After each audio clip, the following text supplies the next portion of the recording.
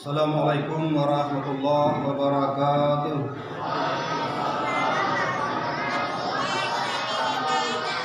Innal hamdalillah nahmaduhu wa nasta'inuhu wa nastaghfiruh wa na'udzu billahi min shururi anfusina wa min sayyiati a'malina.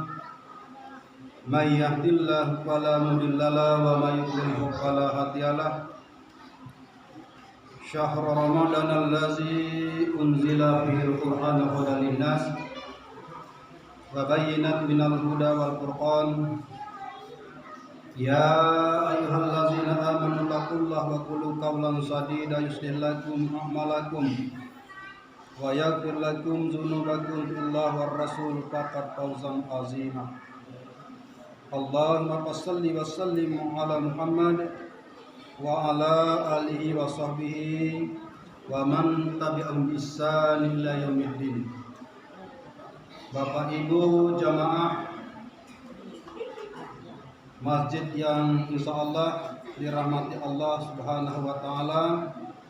Alhamdulillah, bersyukur atas curahan rahmat dan kurnia Allah Subhanahu wa taala sehingga di malam yang ke-12 Ramadan ini Allah Subhanahu wa taala masih berkenan memberikan kita yaitu hak hidup di atas bumi ini, tentunya dalam rangka untuk berinvestasi mengukir amal ibadah nantinya sebagai bekal persiapan kita menghadap Allah Subhanahu wa taala.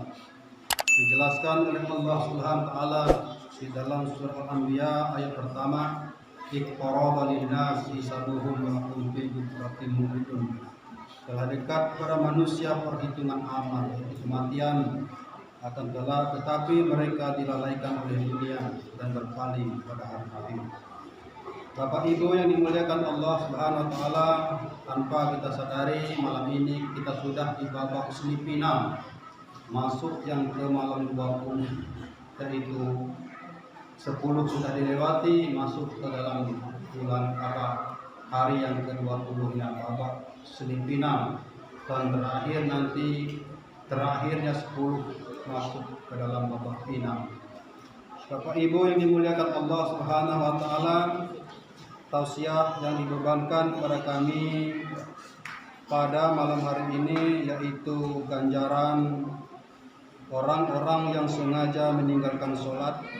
Kalau beberapa waktu yang lalu yaitu fungsi sholat, dan yang terakhir di poin tersebut maftahul jannah di sholat, hadis yang bersumber dari Abu Hurairah diriwayatkan oleh Imam Bukhari, adalah sholat itu pembuka daripada pintu surga. Maka sebaliknya, konsekuensi orang yang sengaja meninggalkan sholat sebagai umat Islam, sebagai mukadimah, iblis itu adalah gurunya para malaikat.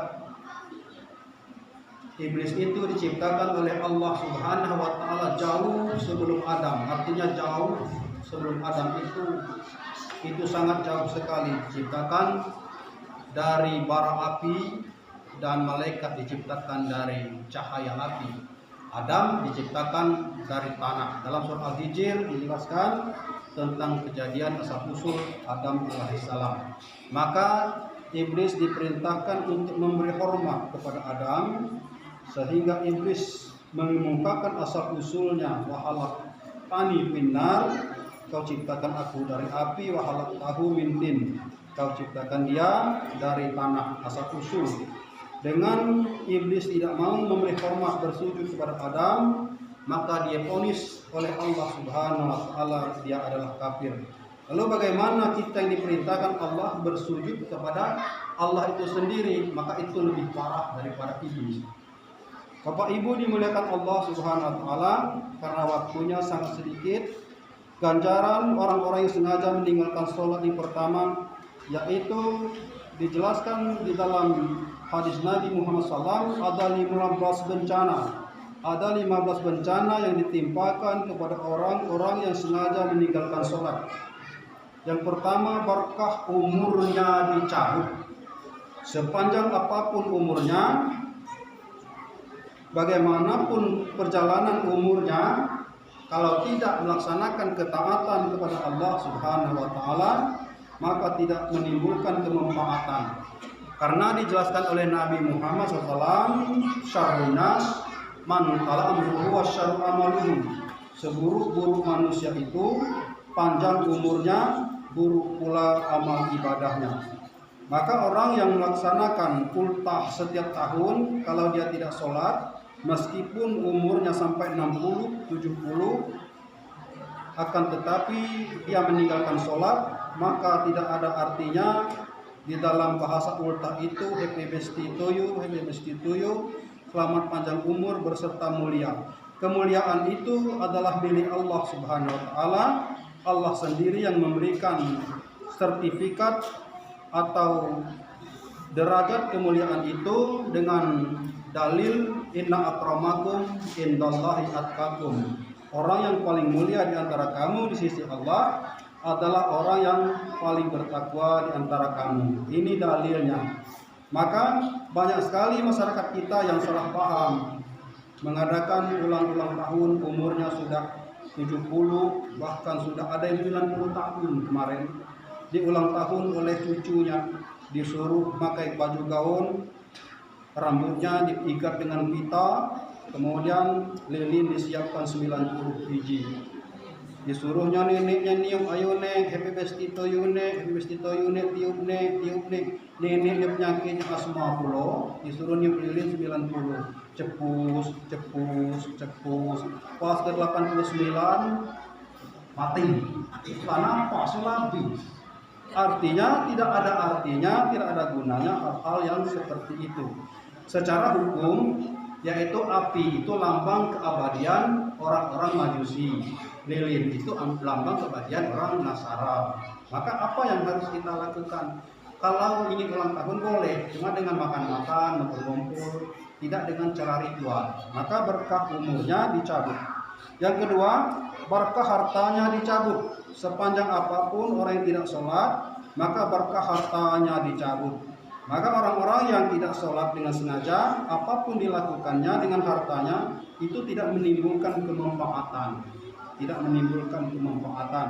Yang ketiga, dari keningnya dicabut cahaya sebagai orang soleh.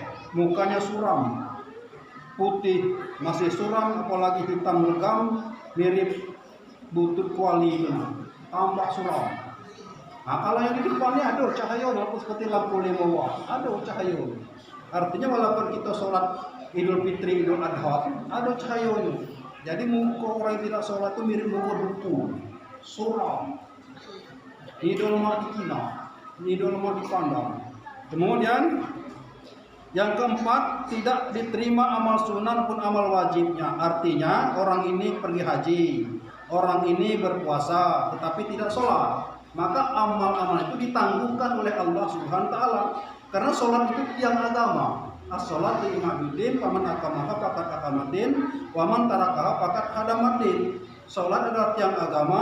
Barang siapa mendirikan sholat, dia mendirikan agama. Barang siapa meninggalkan sholat, berarti dia meninggalkan agama. Para ulama berpendapat, orang yang puasa meninggalkan sholat, tidak ubahnya orang berjalan-jalan kemana-mana, pakai baju, tidak pakai celana. Itu perumpamaan. Lebih baik pakai celana, tidak pakai baju. Maka ini perumpamaan. Maka sangat berbahaya sekali orang-orang yang sengaja meninggalkan sholat. Kemudian yang kelima, doanya tidak dinaikkan ke langit. Doanya mandek, tidak dinaikkan ke langit. Karena dia meninggalkan sholat, artinya sholat itu silah, terputus hubungan pengabdiannya kepada Rabbnya. Yang keenam, tidak mendapat doa muslimin dan muslimat. Ini orang yang sengaja meninggalkan sholat, tidak mendapat doa muslimin dan muslimat. Sebagai HP, misalnya kita punya HP, memanggil nomor seseorang, nomor si B, HP kita memanggil, kalau pulsa si B itu sudah lama tidak diisi, artinya kartunya sudah diblokir. HP kita mengatakan, maaf, nomor yang Anda tuju tidak bisa dijangkau di luar jangkauan. Artinya kita mendoakan si B itu tidak pernah sholat sama sekalipun. Dan sebaliknya, kalau HP kita memanggil sedangkan pulsa kita tidak mencukupi, maka HP kita berbicara mengatakan maaf, pulsa Anda tidak mencukupi dalam panggilan ini, harap isi ulang. Artinya kita tidak sholat sama sekali, mendoakan orang lain. Ingin menolong orang tenggelam, dia harus bisa berenang. Kalau tidak, dia tenggelam pula. Artinya menolong orang lain itu dia sudah mempunyai bekal, maksudnya begitu. Kemudian selanjutnya, malaikat mencabut ruhnya dengan paksa. Ini terdapat di dalam surah Al-Anfal ayat ke-50. Dijelaskan oleh Allah Subhanahu wa taala dalam artinya malaikat mencabut nyawa orang-orang yang zalim itu, maka malaikat memukul pipinya dan memukul punggungnya sambil berkata, "Hari ini rasakanlah azab api neraka yang sangat membakar." Dia sudah terkena azab sewaktu dia dalam sakratul maut itu, disiksa malaikat dengan sesiksa-siksanya. Dan dalil yang selanjutnya di dalam surat Al-An'am surat 6 ayat ke-93. Walau tara izz zalimun wal malaikatu basitu aydihim ukhruju anfusahum. Kalau sekiranya kamu melihat orang yang sekarat itu yang tidak sholat, kamu tidak akan sanggup. Malaikat mengembangkan tangannya, memaksakan ruhnya untuk keluar. Maka malaikat berkata, hari ini tidak ada lagi yang ditunda-tunda, masuklah ke kampling sebelah kiri. Lah nampak bergejolak apinya, yaitu kamplingnya tempat duduknya di neraka. Maka orang ini menggigit gigi, menggigit lidah, suaranya bergemuruh bunyi anak onta karena dia dalam ketakutan. Dan selanjutnya, matinya hina. Matinya hina. Yang ke-9 matinya haus, meskipun dikasih air lautan itu dia masih tetap haus. Dan yang ke-10 tidak bisa menjawab pertanyaan mungkar dan nakir. Di dalam kita melaksanakan sholat itulah sendiri yang akan menjawabnya nanti di dalam kubur. Karena kita dalam tasahud mengatakan, yaitu asyhadu alla ilaha illallah, marabbuka, siapa Tuhanmu. Tasahud kita berbicara, ya Tuhan adalah Rabb Tuhanku, wan nabi wan nabika, siapakah nabimu. Dalam kita tasahud asyhadu anna Muhammadar Rasulullah. Kemudian ditanya malaikat, wa qiblat imamuka, siapakah imammu. Dalam kita sholat membaca umul kitab Al-Fatihah. Kemudian ditanya malaikat, wa qiblatuka, manakah kiblatmu. Kita takbir dalam sholat menghadap kiblat. Dan selanjutnya, wa ihwanuka, siapa sanak saudaramu. Maka kita dalam sholat itu berdoa muslimin wal muslimat, al-ahya minhum wal amwat, baik pun dia masih hidup maupun dia sudah meninggal. Maka inilah bisa menjawab pertanyaan mungkar dan nakir.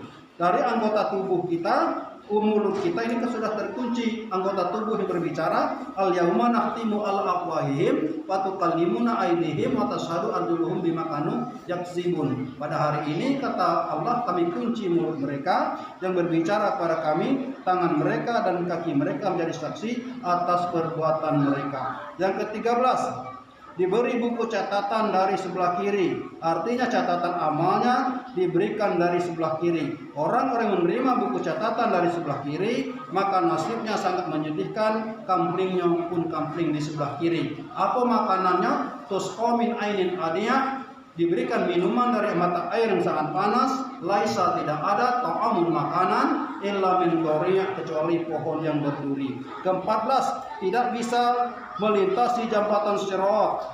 Dan yang ke-15, Allah murka kepadanya, kemudian Allah memasukkan ke dalam nerakanya. Dalam surah Al-Mudaththir ayat 42 dan 43, masalah kakum pisokor lam naku minal musalin. Kecian malaikat ngapu kaba masuk ke neraka ini, dijawab oleh yang bersangkutan, aku dulu orang-orang yang meninggalkan sholat. Maka dengan demikian marilah kita untuk mempersiapkan diri kita dalam rangka kita beramal kepada Allah Ta'ala, yaitu kuncinya kita melaksanakan sholat. Maka dengan demikian akan diperhitungkan segala amal ibadah kita. Semoga demikian. Jazakumullah khairan katsiran. Assalamualaikum warahmatullahi wabarakatuh.